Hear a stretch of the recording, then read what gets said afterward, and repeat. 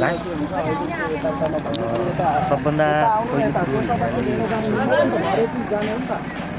आर्थिक सचेत नागरिक समाजले दोस्रो कार्यक्रम गरिरहँदा हामीले सबभन्दा पहिलो फोहोर व्यवस्थापन चाहिँ कसरी गर्ने, यो चाहिँ अब देशले उपयुक्त एउटा विकल्प अब निकालि नरहेको अवस्थाको बिचमा हामी यो कार्यक्रम गरिरहेका छौँ र यसको अब भरपर्दो विकल्प त के हो भनेर हामीले पनि ग्यारेन्टी गरिरहेका छैनौँ। अहिलेसम्म हामीले अब परम्परागत रूपमा यसलाई चाहिँ भेला गर्ने र जलाउने भन्नेमा नै हामी निरन्तर छौँ र भावी दिनमा चाहिँ सम्बन्धित निकायले यसको उपयुक्त विकल्प निकालेको दिन मात्रै चाहिँ यसको उचित व्यवस्थापनमा हामी पनि त्यहाँ सहयोग गर्छौँ।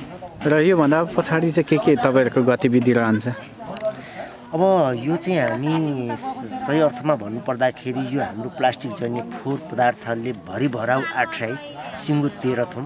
अब यो स्थितिबाट चाहिँ उठ्नुपर्छ भनेर चाहिँ हामी मानसिक रूपबाट तयारी हुनुपर्छ भन्ने बुझाइ सम्प्रेषण गर्ने हाम्रो कार्यक्रम हो र यो एउटा स्वच्छ वातावरणमा हामी प्रवेश गरिसके पछाडि यहाँनिर भएका अन्य तपाईँको समाजमा विकृति विसङ्गति अब चाहिँ सम्बन्धित निकायहरूबाट भएका चित्त बुझ्दो नबुझ्दा कुराहरूमा चाहिँ एउटा स्वस्थ बहस तपाईँको एवं क्रियाकलापमा हाम्रो एउटा उपस्थिति हुन्छ र तपाईँको यहाँनिर चाहिँ देशमा व्याप्त एउटा भ्रष्टाचार छ।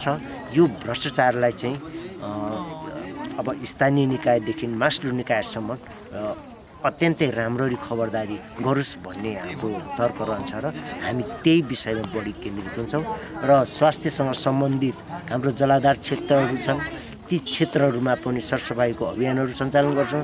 हाम्रो प्राकृतिक सम्पदाहरू छन्, चाहिँ सांस्कृतिक सम्पदाहरू छन्, यी सबै सम्पदाहरूलाई चाहिँ तपाईँ हामीले चाहिँ अब समान ढङ्गले चाहिँ संरक्षण र प्रवर्धन गर्नुपर्छ।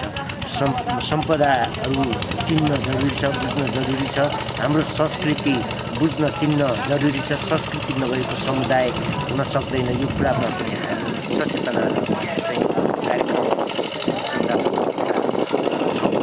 यस्ता धेरै रचनात्मक काम गर्नुपर्छ भन्ने आवश्यकताको आधारमा